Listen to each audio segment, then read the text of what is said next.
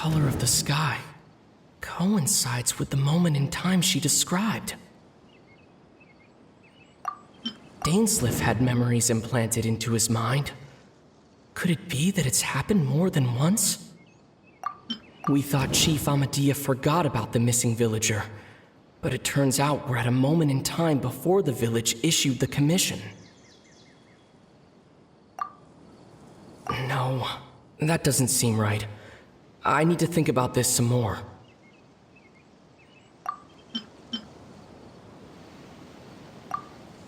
Oh, right! That's exactly what Atosa described! Come to think of it, every time we talked, it always seemed to be around dusk, just like right now. Time always passed by really slowly. Even when it felt like we'd been talking for hours, the sun would still be at the same position in the sky. Yep, that has to be it!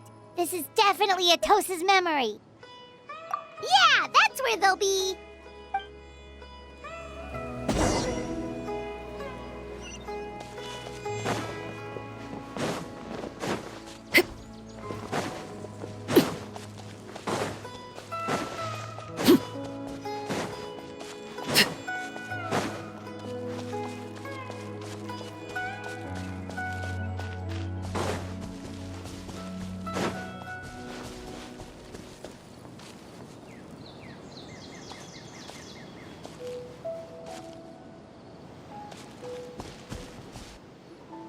So, you see, Granny Jahiet was a mercenary when she was younger.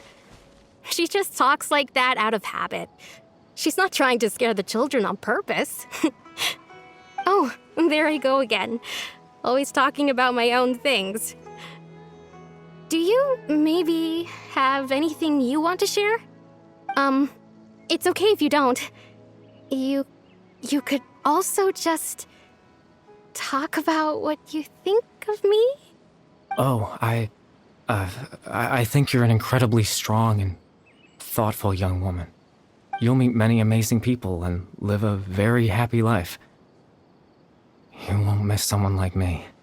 Huh? Are those your friends over there?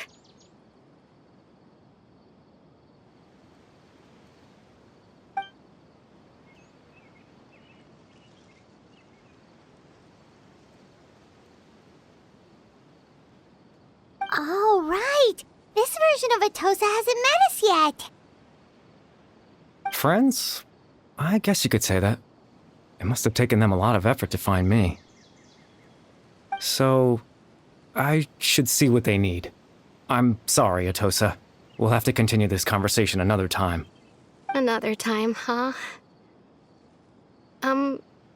Yeah, okay. I'll head back to the village then. Talk to you some other time.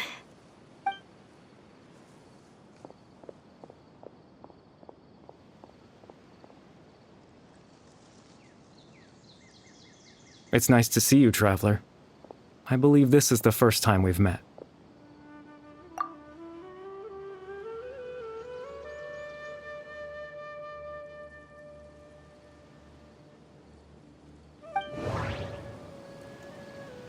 The founder of the Abyss Order.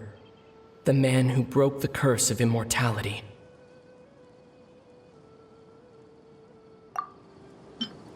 Born into abject sorrow, he shall now become the loom of fate. Dane's brother, one of the 5 sinners of Conria. The one who stole the power of the Abyss. You're Caribert Alberic. Oh. You know me? That's quite the surprise. I don't believe I've met you before. Oh, I see. It was the memory, wasn't it? Your sibling's memory. You saw the me from back then. This is Atosa's memory.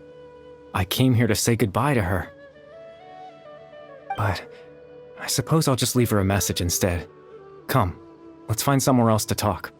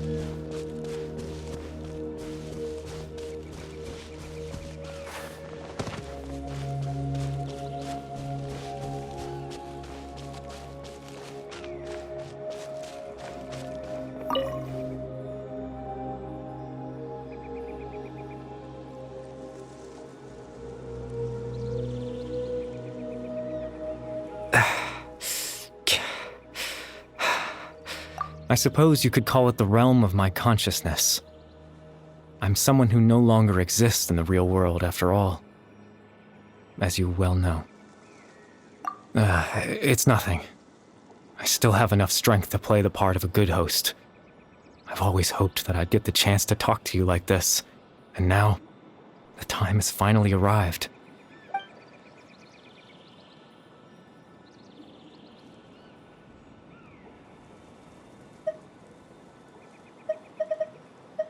Extreme sorrow and pain, hope and regret coursing through your veins, and a degree of abyssal power that defies comprehension.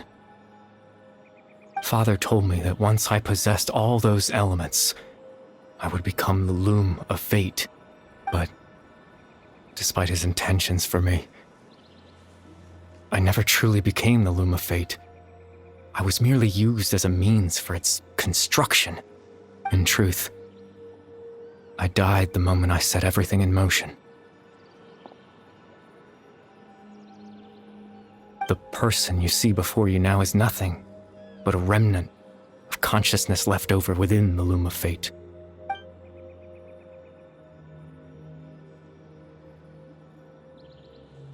As for your question, the loom of fate is a device capable of weaving ley lines. In its primitive form, it can only be used to create and implant memories. But as more of it is completed, its power becomes stronger and stronger, until finally, it has the power to weave real ley lines of its own. Once fully completed, the moment it gains the power to weave ley lines, it loses the lower level ability to influence memories. But it also becomes a tool that can change the entire world. Yes, I have the ability to control the loom in its semi-completed form. I suppose you can think of it as a form of compensation. After all, its existence cost me my life.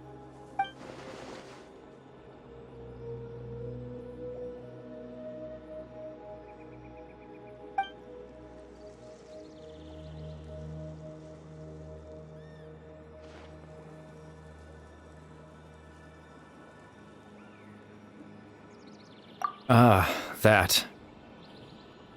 I was wrong to implant those memories. I'm sorry I caused so much trouble. Not only for everyone in the village, but for you as well. I just wanted them to feel like I once existed in this world. As if I had a chance at life.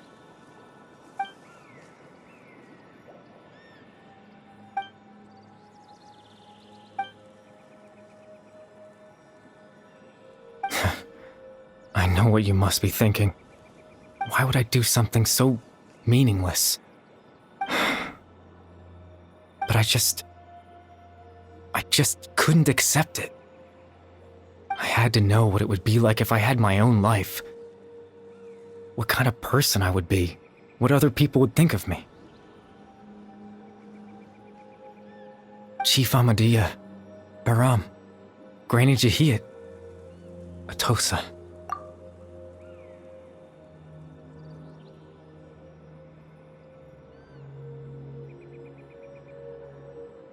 What would it be like if I could live alongside them? No cataclysm, no curse. Just a quiet life in a peaceful village. I was curious, so I selfishly tried to have my own life. Even if that meant piecing together the version of myself that could have been. One memory at a time. I know it sounds stupid. After all, my life ended a long time ago. Any chance at living was stripped away from me when I was 8 years old. My consciousness left to mature in an illusory world of nothingness. Even the form you see before you was nothing but an invention based on my father's appearance. An imagined version of what I would look like if I had the chance to grow up.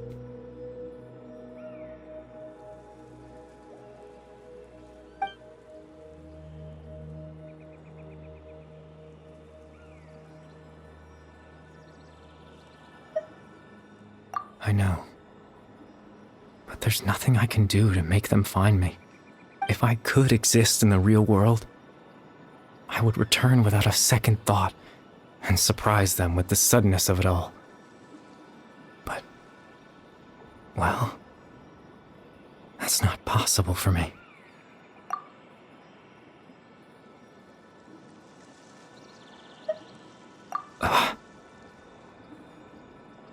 I know.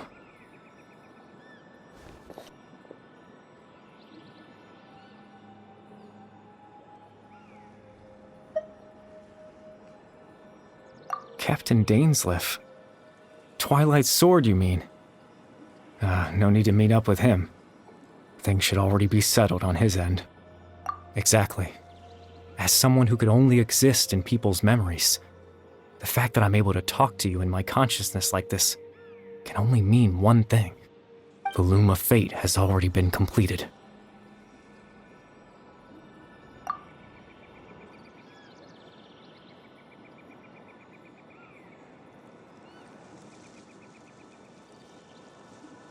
No need to worry about Captain Dainsleif. He's absolutely fine. The only reason he lost the eye was because I happened to guess exactly what he was planning. Captain Dainsleif has had the eye inside his body this whole time, hasn't he? His plan was to lure the Abyss Order to a false location, capitalizing on their pursuit of the eye in order to have the chance to confront the princess. He would then hand the eye to you and tell you to take it away from that location. That way, Captain Dainsleif could accomplish his own goal and ensure the safety of the eye all at once. A very thorough plan. That's right, because in his mind, he had given it to you already.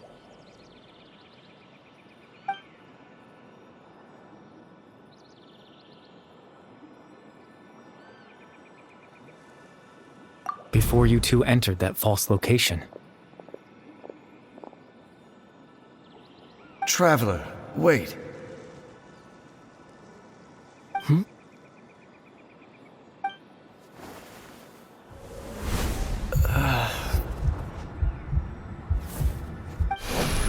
We've no time to lose. Let's head inside.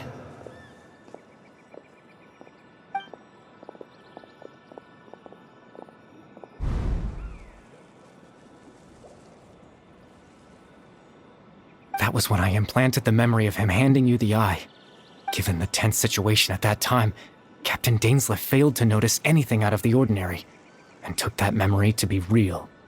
I'm sorry, Traveler, but I needed the Loom of Fate to be completed. And to do that, we had to retrieve the eye.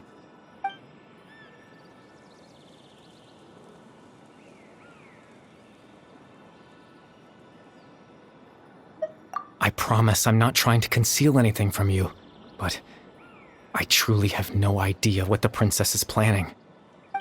Tevat's ley line system is deeply entrenched in the planet.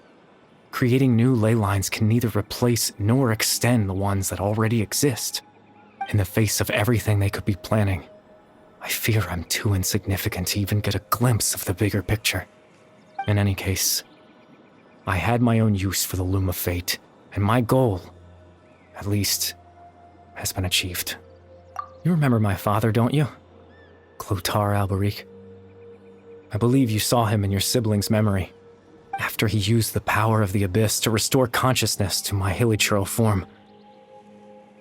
I suffered from an indescribable level of mental anguish. To comfort me, my father told me a story, that this was a fairy tale world where I had to take on the form of a little monster. That story managed to dispel my fears, even if just for a moment.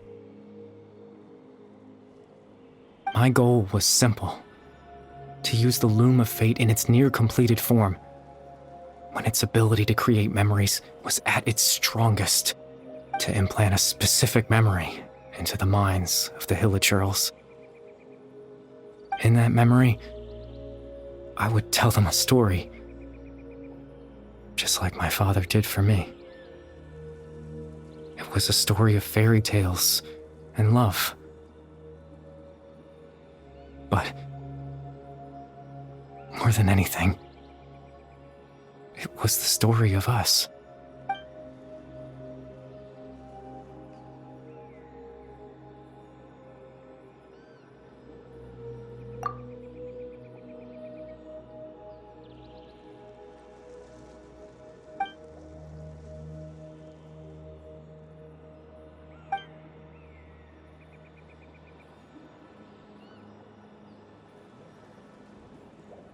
can't change the world.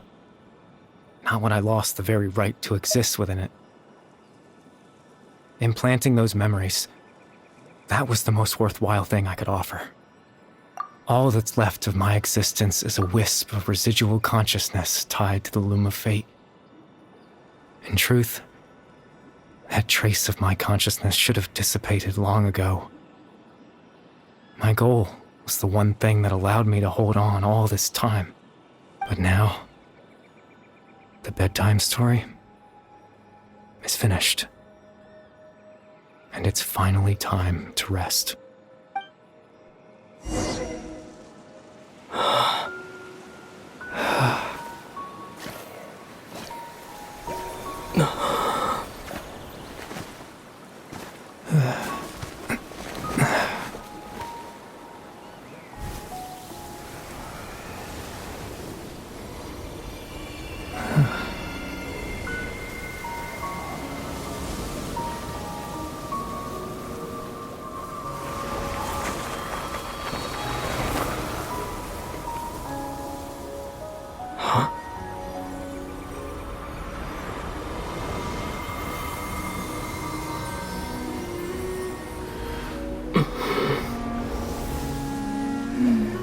Looks like I was too late to see Kari Bear one last time.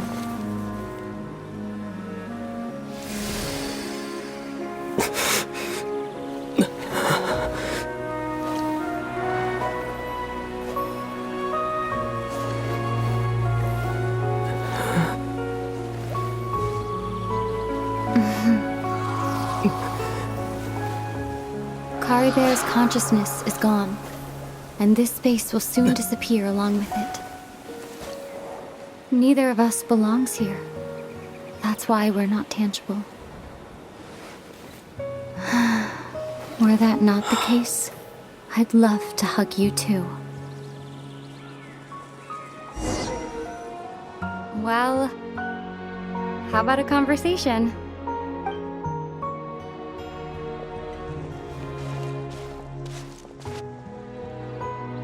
The chance to just stop and talk like this is certainly not easy to come by. Wouldn't you agree? That battle earlier was tough. The one against Dane, I mean. I didn't expect that after everything, he would still hesitate to raise his sword against me. Were it not for that, perhaps I'd still be no match for the Twilight Sword. Even after 500 years. The loom of fate, huh? I still haven't found a way to utilize it to its full potential. But there's still time before the heavenly principles awaken. Yes, for 500 years now, ever since the cataclysm in Conria, there's been no sign of activity. Not long ago, you witnessed the Hydro Archon destroy her divine throne. Yes?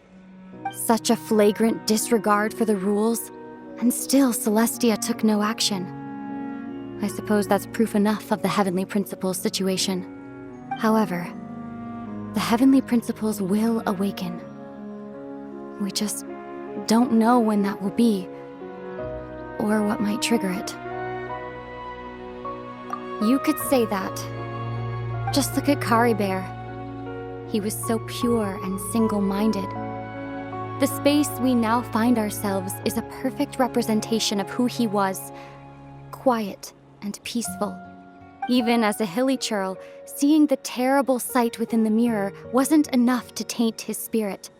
He brought comfort to the people of this world, even though he was denied the very right to be a part of it. So ask yourself this. Who was it that deprived him of that right to exist? Of course, that's only one example. My feelings about the heavenly principles are too complicated to explain in just a few words.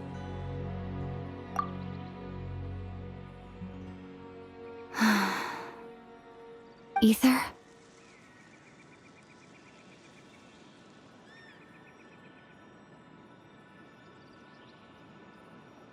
You're the only one in this world who calls me that. There's so much I wanted to ask you, but for some reason, I'm not interested in asking those questions right now. There's just one thing I have to ask. One thing I could never understand. Why? Why can't we continue our journey together?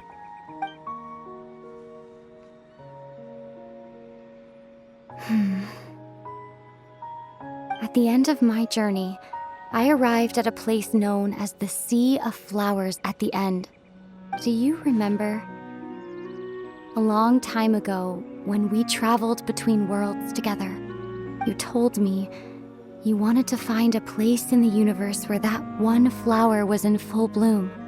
To have a place like that suddenly appear before me, well, would you think of that as a coincidence? You mean... I miss you too, Ether. But as this war continues to rage, and as I continue to seek that final answer, I don't even know how to face myself sometimes, let alone my own brother. Huh? What's going on? This space has lost its tether. I doubt it'll be able to exist much longer. In fact, aside from our inability to physically interact with each other, there's something else you should know about this space. With Kari Bear gone, we won't be able to remember anything that happened here. Everything in this space will be wiped from existence, including all memory of our reunion. You're only telling me this now?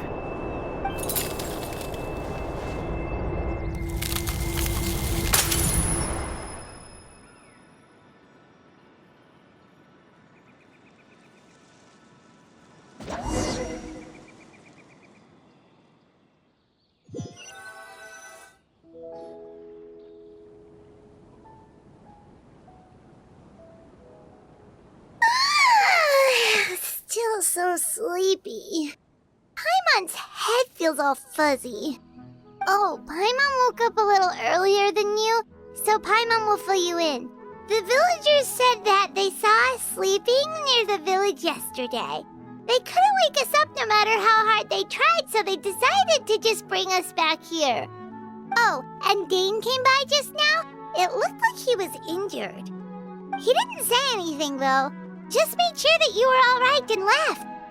Kinda seemed like he had a lot on his mind, but that's Dane for ya. Let's think for a second. We were in that memory, and we saw that guy you called Kari Bear. He was the missing villager that we've been trying to find, right? And after that, Paimon doesn't remember what happened. Wait, really? What a score!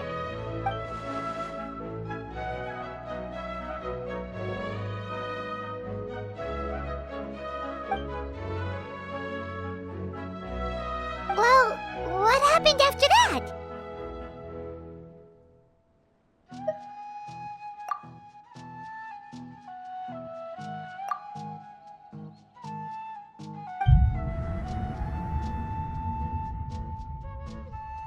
Ah, there you are.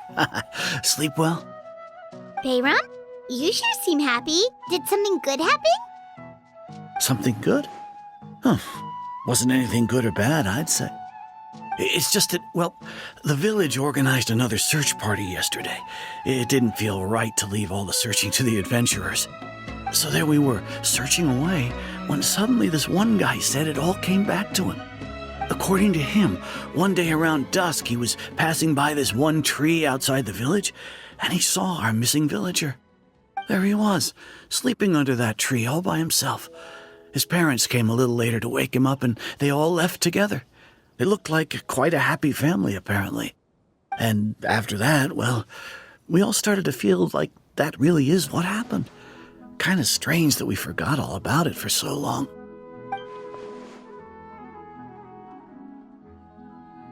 Oh, and we also remembered his name, Kari Bear. Now, that's not a name you hear every day. Would have been helpful if we remembered it sooner. Well, I hope he's happy wherever he is, and we're all relieved now that we know what happened. Seems like everyone thinks Kari Bear left the village. That's probably for the best. At least they have some sort of explanation now.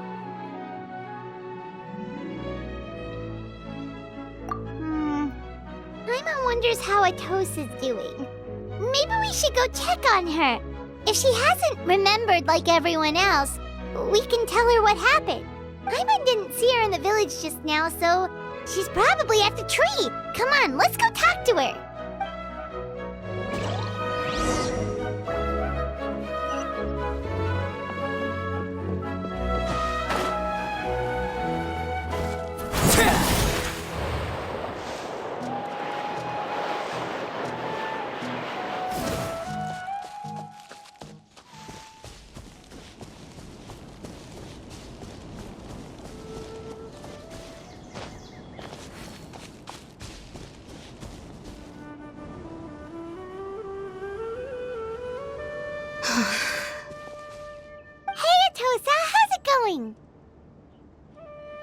Oh, it's you two. I was just about to go looking for you. I wanted to thank you. I was part of the search party, so I remember what happened to Kari Bear now. Honestly, I just can't believe I forgot something so important.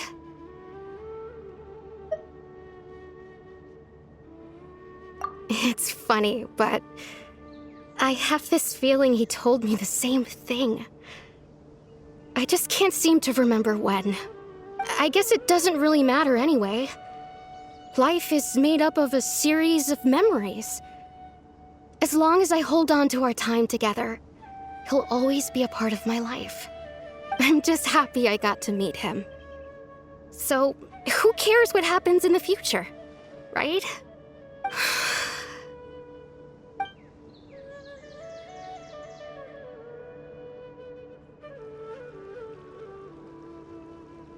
Okay, I'll admit, I'm just putting on a brave face.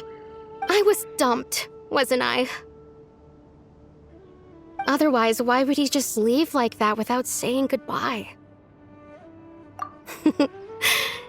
You don't need to comfort me. I'll be okay. It's just like Kari Bear said. It's the things we overcome that make life more precious. And you know, if he has a heart, maybe he'll come back and see me one day. Anyway, thanks for all your hard work, you two. I promised I'd help Granny Jahiet with something, so I should head back. Goodbye. Well, that should be it, right? Everyone's lives can go back to normal now. Oh, right! Weren't you about to tell Paimon what happened after your conversation with Kari Bear?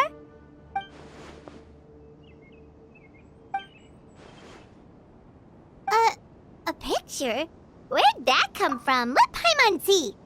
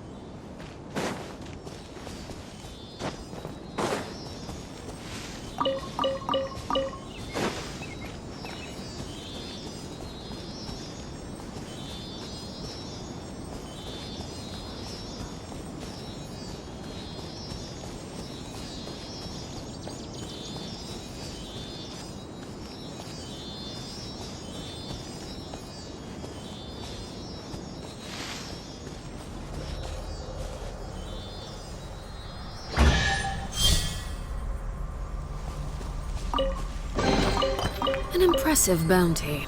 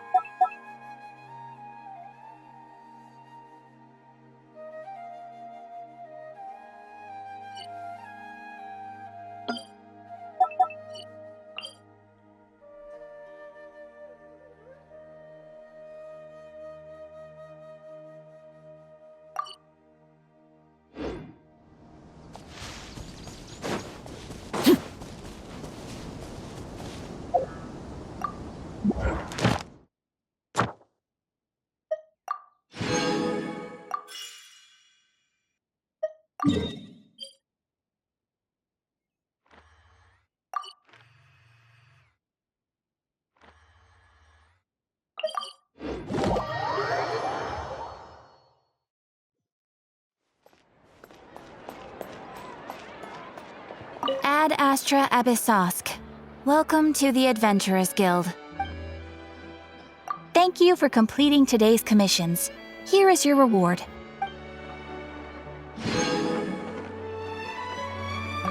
Ad Astra...